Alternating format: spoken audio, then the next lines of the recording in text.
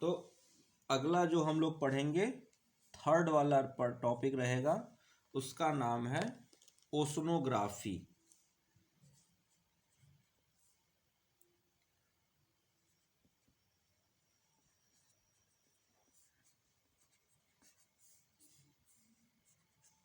तो ओशनोग्राफी क्या है? तो ओशनोग्राफी से आपको नाम में सिंपल समझ कि इसमें ओशन है, इसका मतलब है कि हम लोग ओशन यानी कि समुद्र के बारे में पढ़ेंगे। तो समुद्र के बारे में क्या पढ़ेंगे? ओशंस के बारे में पढ़ेंगे। उसके बाद फिर क्या पढ़ेंगे? Hydrological cycle. तो हाइड्रो का मीनिंग क्या होता है? पानी, जल। तो इस पूरा साइकिल पढ़ेंगे कि कैसे सारी चीज़ें होती हैं, कैसे कंडेंसेशन होता है, कैसे बारिश में फिर कैसे वापस आता है, वो सारी चीज़ें पढ़ेंगे और भी उसके अंदर की सारी प्रॉपर्टी को जानेंगे। इसके बाद हम लोग देखेंगे कि इस ओशंस में हमेशा वाटर का एक फ्लो चलता रहता है, वाटर हमेशा मूव करती रहती है दूसरी जगह, तो उसको क्या कहते हैं? ओशन करंट्स के नाम से समझेंगे। और इन पर क्वेश्चन हमेशा आते हैं, इन पर क्वेश्चंस हमेशा आते ही आते हैं। किस पर? Ocean currents. ये बहुत इंपॉर्टेंट टॉपिक है। तो जब आप ओशंस को समझ जाओगे, हाइड्रोलॉजिकल साइकिल को समझ जाओगे, तो ओशन करंट आराम से समझोगे कैसे बनता है, क्यों बनता है, कैसे बनता है, वो समझ जाओगे। तो उसके बाद आपको कुछ खास ऐसे ओशन करंट्स जो परमानेंट हमेशा चलते रहते हैं, उनके नाम आपको याद रखने पड़ेंगे। कुछ ठंडे होते हैं, कहीं पर टेम्परेचर गर्म, तो वो कुछ कोल्ड ओशन करंट्स होते हैं, कुछ हॉट मतलब वार्म ओशन करंट्स होते हैं। और कौन कहाँ से कहाँ फ्लो करते हैं, क्या उनका लोकल नेम है, ये सारी बातें हम लोग को आपको बताई जाएंगी और आपको ये याद रखना पड़ेगा। ये इस पर स्टार मार्क कीजिए, इंपॉर्टेंट है ओशन करेंट्स, क्योंकि इसमें थोड़ा सा आपको रटना पड़ेगा। क्या करना पड़ेगा? रटना पड़ेगा। ठीक है, क्योंकि जो नाम है तो नाम तो फैक्ट हो गया ना, तो फैक्ट्स को तो रटना पड़ेगा। भैया ये करंट यहाँ से यहाँ फ्लो करती है, जिसको ये नाम से जाना जाता है।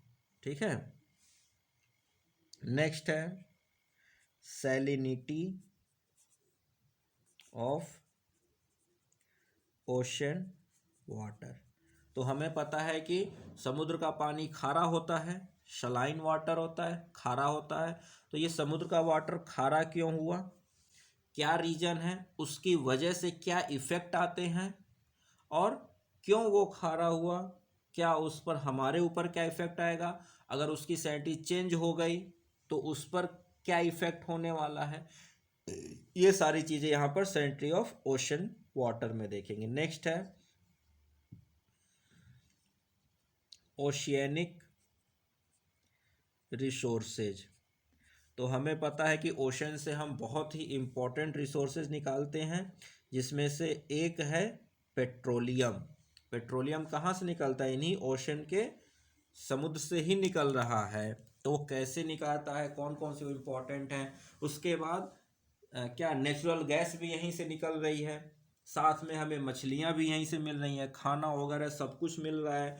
बहुत सी चीज़ें ओशन से निकाली जाती हैं। तो उसमें से जो हमारे लिए इम्पोर्टेंट है उनको हम लोग देखेंगे, तो वो है ओशियनिक रिसोर्सेज में। उसके बाद एक बहुत ही इम्पोर्टेंट टर्म पढ़ते हैं हम लोग, जिसका नाम है कोरल रीफ्स। ये आपको इन्वायरमेंट में भी पढ़ाया जाएगा, कोरल रीफ्स के बारे में, और ये बहुत इंपॉर्टेंट टॉपिक है। और कोरल रीफ्स क्या है? एक तरह से इंडिकेटर्स हैं, ये बताते हैं कि ओशन की लाइफ या वहाँ पर वाकई में कंडीशन कैसी है, अच्छी है कि नहीं है। अगर कोरल रीफ्स हेल्दी हैं, जीवित हैं, ग्रो कर रहे हैं, इसका मतलब है कि वहाँ पर सिचुएशन ठीक है। और इन सब का असर, सैलिनिटी का असर, रिसोर्सेज, ये सब की वजह से हम कोरल रीफ्स को नुकसान पहुंचा रहे हैं, जिससे कि जो समुद्र का जो अपना खुद का क्लाइमेट है, या कह लीजिए, या उसका खुद का जो अपना बैलेंस है, वो बिगड़ रहा है। कौन कौन से कोरल रीफ्स सब बहुत बड़े हैं, उसका क्या असर है, भारत के लिए कौन सा इंपॉर्टेंट कोरल रीफ्स है, वो सब हम लोग यहाँ पर समझेंगे। और इन्वायरमेंटल प्रोस्पेक्टिव व्यू वाला हम लोग इन्वायरमेंट में देखेंगे, जब हम लोग इन्वायरमेंट एंड मतलब इन्वायरमेंट को पढ़ेंगे, वहाँ पर समझेंगे। नेक्स्ट है प्रोफाइल ऑफ द ओशन, उसके बाद है ओशन फ्लोर, उसके बाद है ब्लू इकोनॉमी। ब्लू इकोनॉमी का मतलब कुछ भी नहीं है कि भाई समुद्र का पानी, यानी कि समुद्र से जो कुछ प्राप्त होता है उसी को ब्लू इकोनॉमी कहते हैं। और एक है यूएन के क्लॉज, इसको लेकर क्या यूएन के द्वारा नियम कानून वगैरह बनाए गए हैं वो देखेंगे। ठीक, तो ये हम लोग का थर्ड टॉपिक, ओशन से इतनी चीज़ें पढ़नी है जिसको हम लोग ओशनोग्राफी कह रहे हैं। ठीक, इसके बाद ज्योग्राफी का जो चौथा टॉपिक होता है वो होता है इंडियन जियोग्राफी, जिसको हम लोगों ने क्या जियोमॉर्फोलॉजी के बाद इंडियन ज्योग्राफी को पढ़ा था। और इसमें हम लोगों ने क्या पढ़ा था, लोकेशन एंड जियोलॉजिकल हिस्ट्री। भाई इंडिया अर्थ पर कहाँ है, कैसे है, वो सारा लैटिट्यूड लॉन्गिट्यूड, इंडिया का एक्सपेंशन नॉर्थ से साउथ के बीच में, ईस्ट से वेस्ट तक कौन सा टाइम जोन है, क्या है, ये सब कुछ हम लोगों ने देखा था। ठीक है, उसके बाद हम लोगों ने इंडिया का फिजियोग्राफी पढ़ा था। और फिजियोग्राफी में क्या किया था, 5 फिजिकल डिविजन्स बताए थे, नॉर्दर्न माउंटेन्स, प्लेट्यूज, फिर वेस्टर्न और ईस्टर्न घाट्स, फिर नॉर्दर्न प्लेन्स, और फिर क्या था, थार डेजर्ट्स। ये सब बताए पढ़े थे फिजियोग्राफी में। और इतने पढ़ने के बाद फिर हमने कहा था कि भारत में ढेर सारी नदियां हैं, तो नदियों का हमने पूरा का पूरा ड्रेनेज सिस्टम, आपको एक एक नदी का बताया गया था कि कौन सी नदी कहाँ निकलती है, कहाँ से निकलती है, कहाँ तक जाती है, फिर कौन सी उसकी ट्रिब्यूटरी कहाँ पर उससे मिलती है, कौन सी नदी डेल्टा बनाती है, कौन सी नदी डेल्टा नहीं बनाती है, क्यों डेल्टा बनाती है, क्यों डेल्टा नहीं बनता है, डेल्टा कैसे बनता है, डेल्टा कितने टाइप के होते हैं।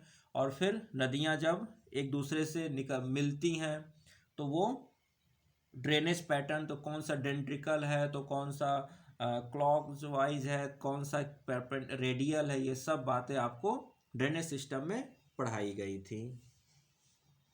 उसके बाद हम लोगों ने भारत का क्लाइमेट देखा था, जिसमें मानसून वगैरह के बारे में बात किया था, और भारत का नेचुरल वेजिटेशन, कौन कौन से वन वगैरह मिलते हैं, ये सब हम लोग कहाँ पढ़ेंगे, नेचुरल वेजिटेशन वगैरह पढ़ेंगे इन्वायरमेंट में। तो वहाँ हम लोग देखेंगे भारत में कहाँ कहाँ कौन कौन से जंगल मिलते हैं, और उसमें कौन से वाइल्ड लाइफ सेंचुरी है, कौन सा नेशनल पार्क है, इसको बनाने का क्या तरीका है, किस बेसिस पर बनाया जाता है, क्यों बनाया गया। उसी में हम लोग फिर पढ़ेंगे टाइगर वगैरह के बारे में, भारत का टाइगर प्रोजेक्ट, एलिफेंट प्रोजेक्ट, ये सारी चीज़ें वहाँ पर पढ़ेंगे। वाइल्ड लाइफ के लिए कौन कौन से नियम कानून बनाए गए हैं, भारत में कब वाइल्ड लाइफ प्रोटेक्शन एक्ट आया 1972 में, ये सब हम लोग पढ़ेंगे इन्वायरमेंट में। तो इसलिए वहाँ पर आपको ये बातें, इसका ये सब इन्वायरमेंट वाला फैक्टर नहीं बताया गया था। इसके बाद 5वां टॉपिक जो आता है वो आता है human and economic geography. Human and economic geography का मतलब है कि ज्योग्राफिकल कंडीशंस और क्लाइमेट ही डिसाइड करता है कि ह्यूमन कहाँ पर अपनी पॉपुलेशन को ज़्यादा से ज़्यादा मैक्सिमम रखने की कोशिश करता है। क्योंकि आप देखो तो क्या आपको लगता है कि जो पॉपुलेशन आपको नॉर्दर्न इंडिया में देखने को मिलती है, इन नदियों वाले हिस्से में, गंगा यमुना डोआब में, क्या यही पॉपुलेशन आपको हिमालय पर भी देखने को मिलेगी? क्या यही पॉपुलेशन आपको अरुणाचल प्रदेश में भी देखने को मिलेगी? क्या यही पॉपुलेशन का रेशियो आपको साइबेरिया में भी देखने को मिलेगा, पॉपुलेशन डेंसिटी? क्यों?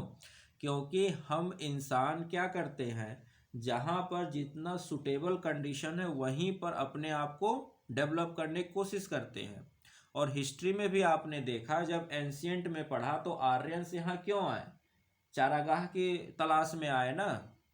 आपने यही पढ़ा ना कि चारागाह बाल गंगाधर तिलक ने क्या कहा, बुझ की जो हमें बुझ की अभिलेख मिले उसमें क्या था, ईरान से होते हुए आर्यंस कहाँ आ गए, भारत की ओर आए, अच्छे चारागाह उपजाऊ जमीन के नाम पर। तो यहाँ पर पॉपुलेशन इतनी ज़्यादा क्यों, क्योंकि यहाँ की मिट्टी अच्छी है, उपजाऊ है, तो खेती हो सकती है। प्लेन मिट्टी है तो सारे साधन, पानी के साधन, सब कुछ हमेशा मिल रहा है। साथ में क्या हो रहा है, नदियाँ हमेशा साल भर पानी दे रही हैं, तो पानी की कमी नहीं हो रही है। ग्राउंड वाटर भी सब कुछ ठीक है, बारिश भी टाइम से हो जा रही है। तो इस वजह से क्या हो रहा है, इन सब एरियो में आप देखोगे पॉपुलेशन बहुत ज़्यादा है। लेकिन जैसे ही आप हार्श कंडीशन वाले एरिया में चले जाओगे, वहाँ आपको पॉपुलेशन कम मिलेगी। तो इंसान का कहाँ पर रहेगा, किस तरह से रहेगा, वो सब क्या है, उसके ज्योग्राफी पर डिपेंड करता है, उसके आसपास की। और वहाँ पर जब इंसान रहना शुरू करता है उस ज्योग्राफी पर, तो वहाँ पर इकोनॉमिक एक्टिविटी वगैरह करता है, तो उसी को इकोनॉमिक ज्योग्राफी कह देते हैं। ठीक है, तो यहाँ पर क्या पढ़ेंगे, यहाँ पढ़ेंगे सॉयल। भाई उपजाऊ मिट्टी होगी तभी तो वहाँ रहेगा। जहाँ उपजाऊ नहीं वहाँ पर फैक्ट्री लगेगी, वहाँ पर इंडस्ट्री लगेगी। उपजाऊ मिट्टी पर क्या लगेगी, उपजाऊ मिट्टी पर खेती होगी। तो जहाँ पर होगा तो फिर वहाँ पर पॉपुलेशन भी आएगा। जब पॉपुलेशन आएगा तो वहाँ पर क्या होगा, ह्यूमन का डेवलपमेंट होगा। यानी कि हम और अच्छे से अपने आप को रखने की कोशिश करेंगे। इसको ह्यूमन डेवलपमेंट के नाम से, कि हम अपने रोड्स को अच्छा बनाएंगे, अपने सैनिटेशन को अच्छा बनाएंगे, अपने हेल्थ को अच्छा करेंगे, तो उसी को ह्यूमन डेवलपमेंट कहते हैं। तो फिर यहाँ पर और क्या होगा, जब ये सब चीज़ें होंगी तो बाहर यहाँ पर लोग यहाँ पर क्या होंगे, परमानेंट सेटलमेंट करने लगेंगे। साथ में दूसरी जगह से लोग आकर यहाँ पर बसना शुरू करेंगे, तो माइग्रेशन होगा। तो जहाँ पर स्थिति अच्छी नहीं है वहाँ से लोग अच्छे जगह के लिए, जैसे छोटे शहरों से लोग दिल्ली की तरफ, मुंबई की तरफ क्यों माइग्रेट करते हैं, अच्छे अपॉर्चुनिटी के लिए। अच्छा, वहाँ पर फैसिलिटी मिलती है, वहाँ पर इकोनॉमी अच्छी है, वहाँ पर इनकम अच्छा है। तो ये सारी चीज़ें मायने करती हैं। साथ में फिर ये सब होगा तो सॉइल है तो एग्रीकल्चर भी होगा। फिर रिसोर्सेज ऑफ वर्ल्ड, अलग अलग जहाँ पर जो रिसोर्सेज होंगे उस हिसाब से वहाँ पर ह्यूमन और इकोनॉमिक डेवलपमेंट होगा। फिर लोकेशन ऑफ इंडस्ट्रीज, तो जहाँ पर पेट्रोलियम मिलेगा वहाँ पर पेट्रोलियम इंडस्ट्री इस्टेब्लिश होगी। जहाँ पर आयरन मिलेगा वहाँ पर आयरन और इंडस्ट्री डेवलप होगी, है ना। तो रिसोर्सेज, जहाँ पर जो रिसोर्स मिलेगा उस हिसाब से वहाँ पर इंडस्ट्री। जहाँ पर बॉक्साइट मिलेगा वहीं पर ना एल्युमिनियम से स्मेल्टिंग के लिए हम क्या कहते हैं, एल्युमिनियम स्मेल्टिंग के लिए एल्युमिनियम की फैक्ट्री लगाएंगे। जहाँ शुगर केन होगा वहीं पर हम शुगर केन की बनाने के लिए शुगर मिल लगाएंगे ना। ठीक है, नेक्स्ट, और वो सब के लिए फिर हम लोग क्या डेवलप करते हैं, ट्रांसपोर्टेशन डेवलप करते हैं। तो फिर वही हम लोग रोड्स वगैरह के बारे में पढ़ेंगे। तो express way, highway, national highways, ये सब बनते हैं। ठीक है, तो ये इतना पढ़ेंगे इसमें। इसके बाद एक और जो हम लोग पढ़ते हैं वो पढ़ते हैं मैपिंग। मैपिंग, तो मैपिंग में और कुछ नहीं भाई, कौन सी जगह कहाँ है उसको ऑन मैप हम लोग डिनोट करते हैं, ताकि वो हमें साफ साफ दिखे कौन सी चीज़ कहाँ पर है। भाई उसको बिना देखे कैसे पढ़ोगे, तो यहाँ पर हम लोग पढ़ते हैं वर्ल्ड मैपिंग। कौन से कॉन्टिनेंट कहाँ पर है, उस कॉन्टिनेंट में कौन सा देश कौन कहाँ पर है। तो सभी को नहीं पढ़ेंगे, इम्पोर्टेंट जो जो ज़रूरत वाले हैं उनको देखेंगे। या जो न्यूज़ में है, जैसे अब यूक्रेन पर रसिया यूक्रेन वॉर क्या है, आज के डेट में करंट न्यूज में है। तो अब ये यूक्रेन कहाँ पर है, उसके आसपास कौन सी सी है, तो ब्लैक सी है, तो ब्लैक सी इंपॉर्टेंट हो गया। तो फिर ए ने कि आपसे केवल ब्लैक सी पर यही पूछा है कि यूक्रेन के किस समुद्र पर है, वो पूछा है कि ब्लैक सी के आसपास और कौन से देश हैं, या 4 देश का नाम दे दो, पूछ दिया कि which of the following country does not have its coast with the Black Sea. 3 रहेंगे और 1 नहीं रहेगा। तो इस तरह से आपको क्वेश्चन पूछे जाएंगे, जैसे टर्की दे देगा, यूक्रेन दे देगा, रसिया दे देगा, और 3 और एक चौथा दे देगा क्या, इराक। अब बोल देगा बताइए, या पोलैंड दे देगा, या बेलारूस दे देगा, और बोलेगा कि बताइए कौन सा वो देश है जो ब्लैक सी के साथ अपना कोस्ट साझा नहीं करता है। तो जब आप पढ़े रहोगे रसिया यूक्रेन वॉर, तो देखो यूक्रेन के बगल में यूक्रेन ब्लैक सी है, तो फिर देखोगे अच्छा ब्लैक सी को इधर क्या कहते हैं, टर्की भी कोस्टल प्लेन बना रहा है, तो उधर देख रहे हैं रसिया भी है, यूक्रेन भी है, तो बचा कौन, बेलारूस। बेलारूस तो यूक्रेन के ऊपर आ गया, तो बेलारूस और ब्लैक सी के बीच में कोई वो नहीं है, कांटेक्ट नहीं है, तो बेलारूस सही आंसर हो जाएगा। तो ऐसे क्वेश्चन बनते हैं। तो वर्ल्ड मैपिंग में आपको इन चीज़ों को समझना होगा।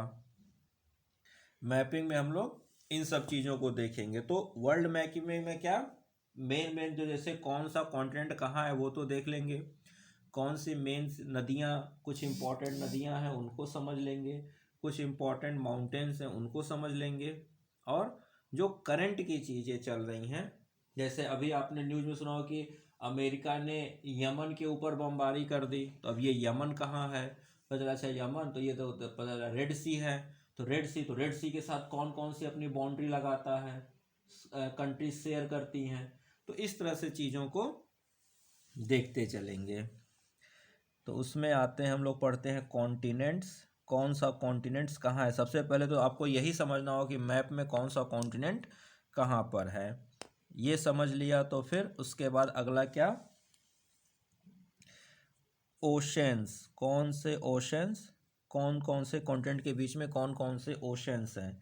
उसके बाद स्ट्रेट्स, तो ये स्ट्रेट्स क्या होते हैं, तो जब 2 वाटर बॉडीज़ को कनेक्ट करने वाली जो वाटर बॉडी होती है उसी को स्ट्रेट्स कहते हैं। फिर उसके बाद हम लोग देखते हैं सीज़ के बारे में, फिर आते हैं बेज, जैसे अरेबियन सी है लेकिन इधर बे ऑफ बंगाल है, तो ये अरेबियन सी को अरेबियन सी क्यों कहते हैं, बे ऑफ बंगाल को बे ऑफ बंगाल क्यों कहते हैं। और एक आपने सुना होगा गल्फ ऑफ खम्बाट, तो ये गल्फ क्यों कहा गया, है तो सब वाटर बॉडी ही, तो किसी को बे कहा गया, किसी को सी कहा गया, किसी को गल्फ कहा गया, तो ये क्यों कहा गया, और कौन कहाँ पर इम्पोर्टेंट बेस कौन से हैं हमारे लिए, कौन से इम्पोर्टेंट सीज हैं और कौन से इम्पोर्टेंट गल्फ्स हैं।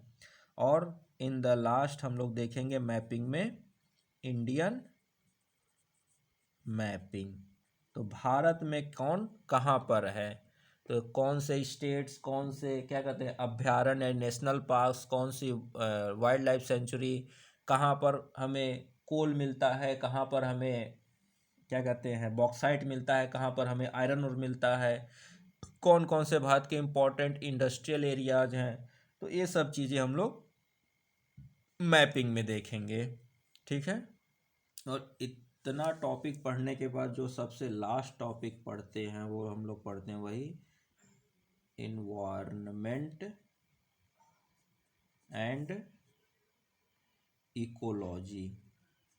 इन्वायरमेंट एंड इकोलॉजी, इन्वायरमेंट और इकोलॉजी में क्या क्या पढ़ते हैं, तो इसमें हम लोग पढ़ते हैं इकोसिस्टम, कि भाई कैसे सब एक दूसरे के साथ बैलेंस बनाकर चलता है।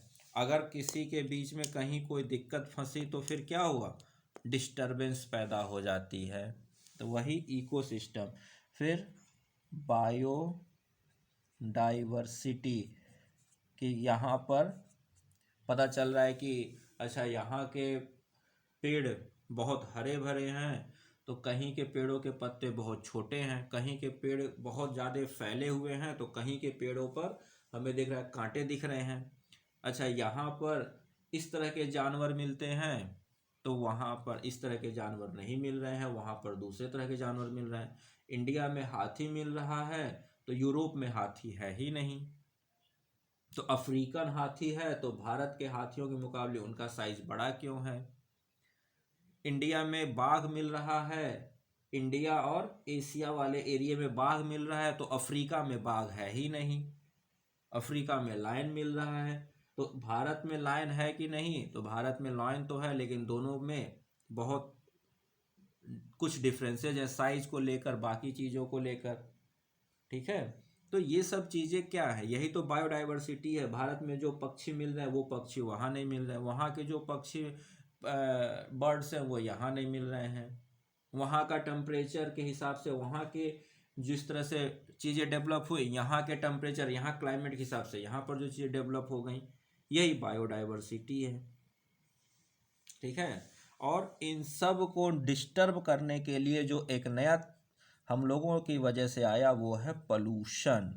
ये बहुत ज़रूरी चीज़ है, इस पॉल्यूशन को पढ़ना पड़ेगा कि हम कौन कौन से तरह का पॉल्यूशन फैलाते हैं और उसकी वजह से हमने कितना नुकसान किया है, हमने कितना नुकसान किया है। और इस पॉल्यूशन की वजह से ये जो पॉल्यूशन, ये जो प्रदूषण हम लोग फैलाते हैं, जिसकी वजह से हम लोग क्या कर रहे हैं, एयर पोल्यूशन कर रहे हैं, सॉइल पोल्यूशन कर रहे हैं, वाटर पोल्यूशन कर रहे हैं। तो इस पोल्यूशन की वजह से क्या हो रहा है, हम लोग का क्लाइमेट चेंज। तो climate change in the sense कि क्लाइमेट चेंज तो हमेशा होता रहता है, लेकिन यहाँ पर the speed of climate change is fast. जितनी स्पीड से होनी चाहिए थी नॉर्मल, उससे ज़्यादा हो रही है। तो वो एडाप्टेशन है, उसके वजह से क्या हो रहा है, क्लाइमेट के बायोडाइवर्सिटी लॉस हो रहा है। तो उसमें हम लोग देखेंगे कि बहुत से जानवर विलुप्त हो जा रहे हैं, बहुत से जानवर विलुप्त हो चुके हैं, बहुत से जानवर विलुप्ति के कगार पर खड़े हैं। तो उनको बचाना है, उनको कैसे प्रिजर्व करना है, उनको कैसे कंजर्व करना है। तो उसकी वजह से इस क्लाइमेट चेंज और बाकी और ये पोल्यूशन और ह्यूमन पॉपुलेशन बढ़ने में से क्या हो रहा है, डेजर्टिफिकेशन हो रहा है। क्या हो रहा है, डेजर्टिफिकेशन हो रहा है। ठीक है, तो इस डेजर्टिफिकेशन को रोकना है। साथ में हम लोग क्या देखेंगे, फॉरेस्ट कंजर्वेशन। इस फॉरेस्ट को कैसे हम बचाएं, इस फॉरेस्ट को कैसे बचाएं ताकि डेजर्टिफिकेशन रोक सके, ताकि हम अपनी बायोडाइवर्सिटी को रोक सकें, ये क्लाइमेट चेंज के स्पीड को कम कर सकें। और इन्हीं सब चीज़ों को करने के लिए हम लोगों ने क्या डिसीजन लिया, हम लोगों ने कहा कि हम लोग को सस्टेनेबल डेवलपमेंट करना चाहिए। तो ये सस्टेनेबल डेवलपमेंट क्या होता है, ये सस्टेनेबल डेवलपमेंट के कौन से 17 गोल हैं, पॉवर्टी हटाना है, सबको एजुकेशन देना है, सबको लिटरेट बनाना है, सबको पीने का पानी देना है, सबको स्वास्थ्य सुविधाएं देनी है। तो इस तरह से ये सारे सस्टेनेबल डेवलपमेंटल गोल्स डिसाइड किए गए हैं। तो इन सब चीज़ों को मिलाकर जब हम पढ़ते हैं तो वो बनता है ज्योग्राफी। जो ये 7 टॉपिक्स मैंने आपको बताए, 7 टॉपिक स्टार्टिंग से, पहला क्या, जियोमॉर्फोलॉजी, दूसरा क्या बताया, क्लाइमेटोलॉजी, तीसरा ओशनोग्राफी, चौथा इंडियन ज्योग्राफी, पांचवा ह्यूमन एंड इकोनॉमिक ज्योग्राफी, छठा मैपिंग और सातवां इन्वायरमेंट एंड